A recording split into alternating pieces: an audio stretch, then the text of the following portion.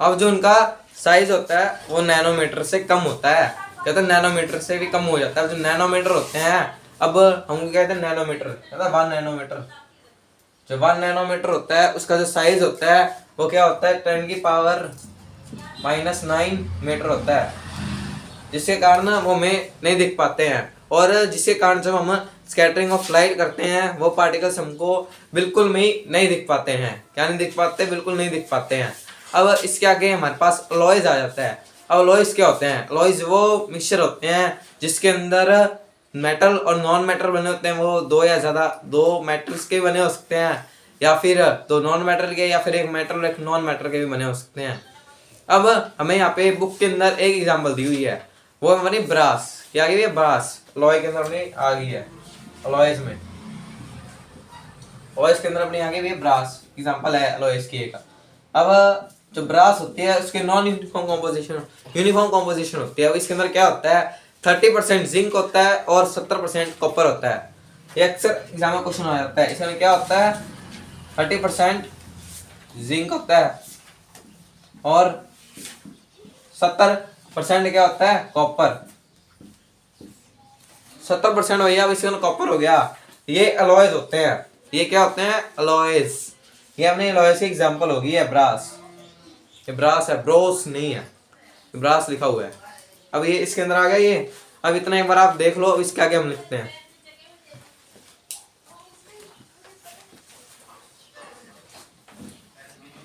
अब ये जो सॉल्यूशन है, अब ये दो चीजों से बना होता है। एक होता है सोल्यूट और एक होता है सॉल्वेंट। क्या होता है? सोल्यूट और सॉल्वेंट, वो लिखते हैं आप, सोल्यूट और सॉल्वेंट।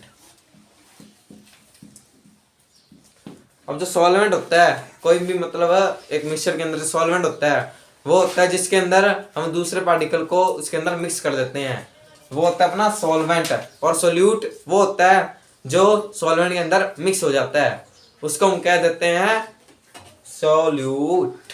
क्या कह देते हैं भैया? सोल्यूट कह देते हैं, और उनको हम सोल्यूट कह देते हैं। अब आप बोलोगे इनका काम क्या है? अब ये इनका ही तो भैया मेन काम होता है। ये तो मिलेंगे नहीं तो मिक्सचर कैसे बनेगा, और मिक्सचर बनेगा नहीं तो हमें पता कैसे है मिक्सचर होता क्या है। ये हो गया सोल्यूट और सॉल्वेंट। अब ये जो होते हैं मतलब हम इन्हें कैसे फाइंड करेंगे किसी भी सॉल्यूशन के अंदर, तो अब इसको फाइंड करने के लिए जो इनकी कॉन्सेंट्रेशन होती है उसको हमें फाइंड करना होता है। अब उसे फाइंड करने के लिए हमारे पास 3 टाइप होते हैं। एक होता है मास के द्वारा, एक होता है मास बाय मास, एक होता है वॉल्यूम बाय वॉल्यूम, और एक होता है मास बाय वॉल्यूम। तो हम वो कैसे फाइंड करेंगे, तो हम उसकी भी एक एग्जांपल अब आपको बता देते हैं।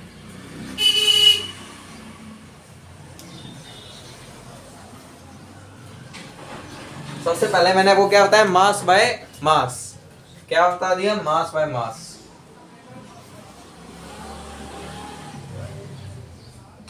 ये भी इसके नाम से मतलब मास, मास ऊपर होगा मास नीचे होगा। अब आप ऊपर वाला मास क्या होगा, नीचे वाला मास क्या होगा, मतलब वो भी हम आपको बता देते हैं। जब ये ऊपर वाला मास होता है जो हमारे ऊपर होता है उसको हम कहते हैं सोलवेंट।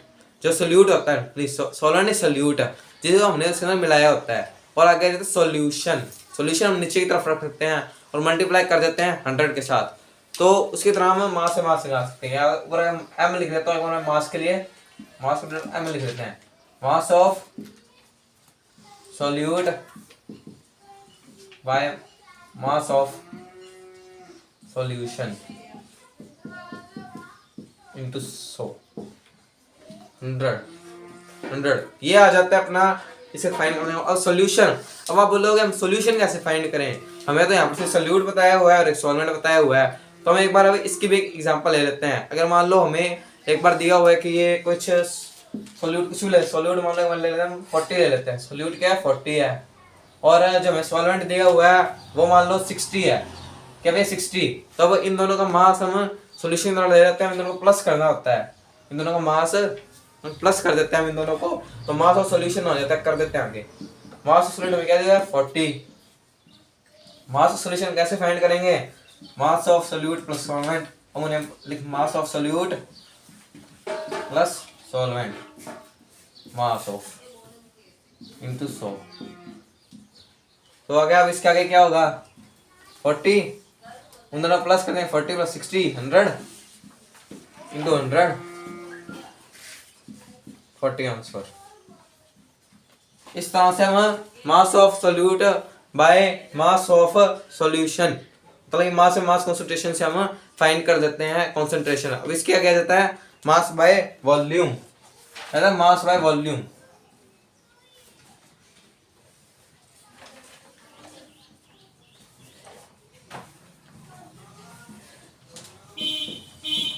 Mass by volume. अब ये भी हमें इसके नाम से क्लियर हुआ। इसके अंदर हम लिख नीचे volume of solution, volume of solution into 100। इसका मतलब होता है हमें सॉल्यूशन कितने मात्रा में दिया हुआ आपको दिया हुआ आएगा वॉल्यूम के अंदर, वो आपने आगे लिख देना है। ये जो होता है volume of solute by volume of solution into 100, ये इतना सा हो जाता है। अब इसके आगे जाता है वॉल्यूम बाय वॉल्यूम, क्या जाता है भैया, वॉल्यूम बाय वॉल्यूम। अब वॉल्यूम बाय वॉल्यूम कैसे होता है वो भी कर देते हैं।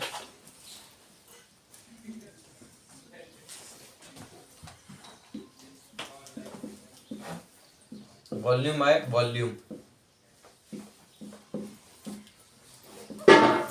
Volume by volume. इसके अंदर क्या था, ऊपर वॉल्यूम ऑफ सॉल्यूट और नीचे जाता है volume of solvent. Solvent is solution, क्या सॉल्यूशन,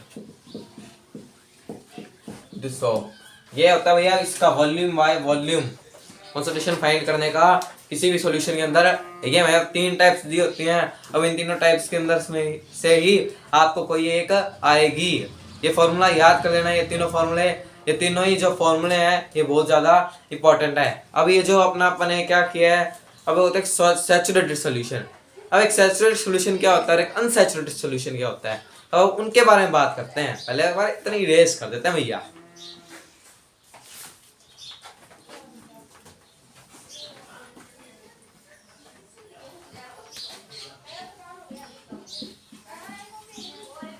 सैचुरेटेड सॉल्यूशन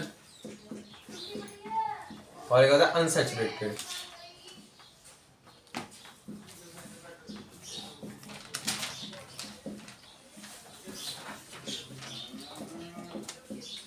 अब भैया अब आप पूछोगे कि अभी अनसैचुरेटेड सॉल्यूशन कौन से होते हैं और सैचुरेटेड सॉल्यूशन कौन से होते हैं। अब हम इन दोनों के बारे में बात कर लेते हैं। अब कोई भी सॉल्यूशन, अब सॉल्यूशन लिख लो मिक्सचर लिख दो, एक ही बात हो जाती है, अगर कुछ खास फर्क नहीं पड़ेगा। अब ये जो होता है इसके अंदर होता क्या है कि मतलब एक ऐसी परिस्थिति आ जाना जब मतलब हम ज़्यादा से ज़्यादा सोल्यूट उसके अंदर मिक्स ना कर पाए, यानी सॉल्वेंट या हम सोल्यूट ना मिक्स कर पाए, उसको हम क्या कह देते हैं भैया, सैचुरेटेड सॉल्यूशन कह देते हैं। और अनसैचुरेटेड वो होते हैं जिसके अंदर हम सोल्यूट और मिक्स कर सकें, वो होते हैं अनसैचुरेटेड सॉल्यूशन। यही होता है सैचुरेटेड सॉल्यूशन और अनसैचुरेटेड सॉल्यूशन के अंदर। इन दोनों के अंदर भैया ये एक ही मेन डिफरेंस है, सैचुरेटेड सॉल्यूशन और अनसैचुरेटेड सॉल्यूशन के अंदर। अब हम इसके आगे की बात कर लेते हैं, पर एक बार इतना इरेज कर देते हैं।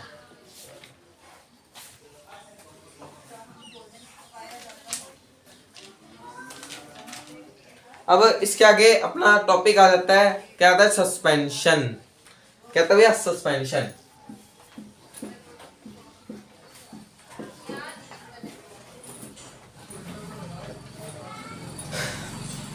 अब सस्पेंशन क्या होता है, अब जो अपन ने किया था मिक्सचर, अपन ने भी क्या किया, मिक्सचर किया था और बिल्कुल उसके ऑपोजिट होता है मिक्सचर नहीं सॉल्यूशन।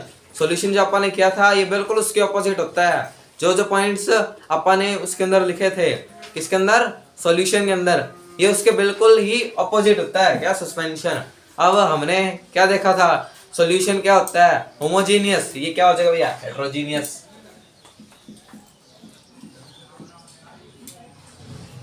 हेट्रोजीनियस हो जाएगा। अब ये हेट्रोजीनियस मिक्सचर है, अब उसके अंदर मतलब उसके ऑपोजिट है। अब उसके अंदर हमने क्या देखा, जब हम स्कैटरिंग ऑफ लाइट करते हैं, जो उसके जो पार्टिकल्स होते हैं वो स्कैटर नहीं हो पाते और हमें नहीं दिख पाते।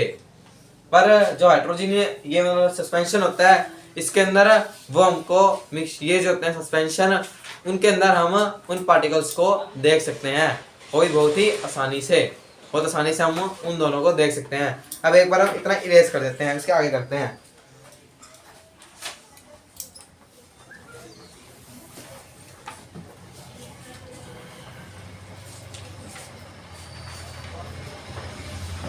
अब आगे आ गया भैया अपना एक और टॉपिक। अब वो टॉपिक अब कौन सा है? अब वो टॉपिक आ गया भैया कोलॉइडियल सॉल्यूशन।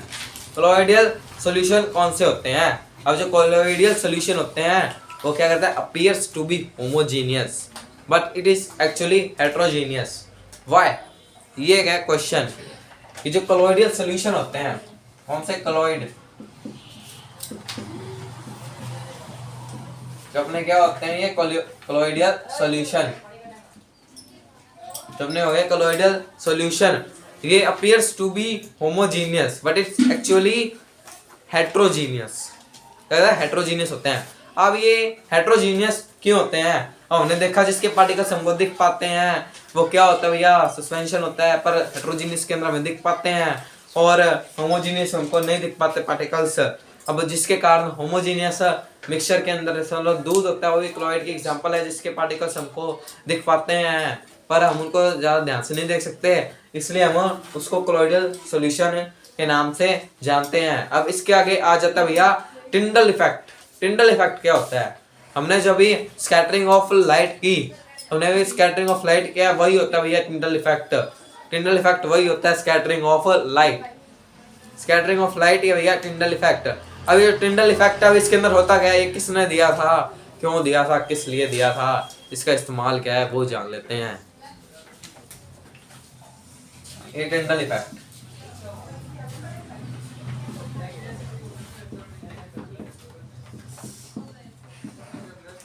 ये टिंडल इफेक्ट है और किसके द्वारा दिया गया था?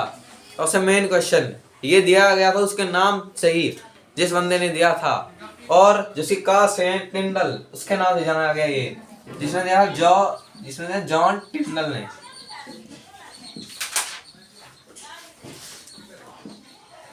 जॉन टिंडल ने दिया था ये टिंडल इफेक्ट, इसके कारण आज हम पढ़ रहे हैं। अब आप उसको गालियां भी दोगे जॉन टिंडल ने क्यों दिया, पर हमें भी पढ़ना पड़ेगा। जॉन टिंडल, ये जो है टिंडल इफेक्ट। अब टिंडल इफेक्ट के अंदर क्या होता है? जो स्कैटरिंग ऑफ लाइट होती है किसी भी सॉल्यूशन के अंदर, जिसके अंदर पार्टिकल्स दूसरी तरह दिख पाते हैं, उसको ये भैया हम टिंडल इफेक्ट के नाम से जानते हैं। अब हम उसको क्या इसके नाम से जानते हैं, टिंडल इफेक्ट के नाम से। अब जब हमने ये क्लोइड हमने अब ये कर लिए क्लोइड, अब इसके अंदर ये होता क्या है? क्लोइड के अंदर क्या जो इसके पार्टिकल्स हैं वो हम सेपरेट कर सकते हैं या नहीं? सबसे मेन क्वेश्चन, क्या कर सकते हैं या नहीं? और कर सकते हैं तो वो क्या फिल्ट्रेशन से होगा या और किसी टॉपिक से और किसी चीज से होगा, वो हम जान लेते हैं। पहले इतना इरेज कर देते हैं।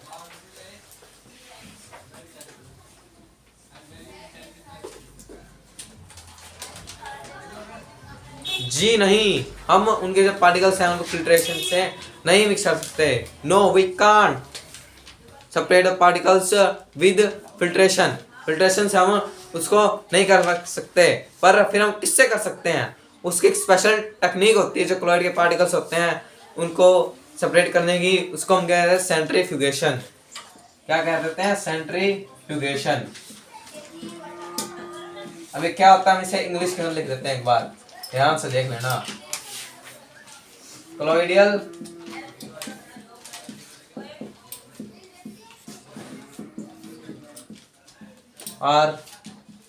particles are can't be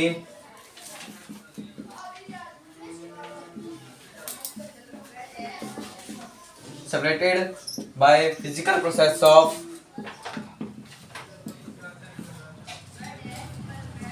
filtration।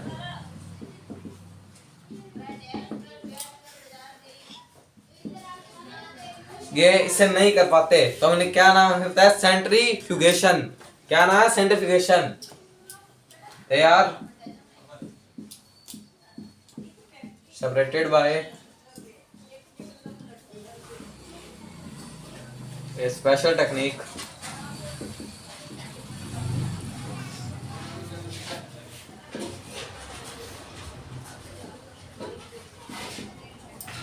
called centrifugation।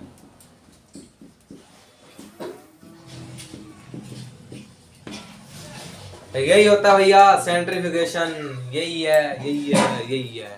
बस तो इसी के साथ हमारा ये जो चैप्टर है ये कंप्लीट हो चुका है। अब इसके आगे के जो हमारे जो टॉपिक्स हैं वो CBSE ने डिलीट कर दिए हैं, उसके वाले हमें इस साल नहीं करने हैं।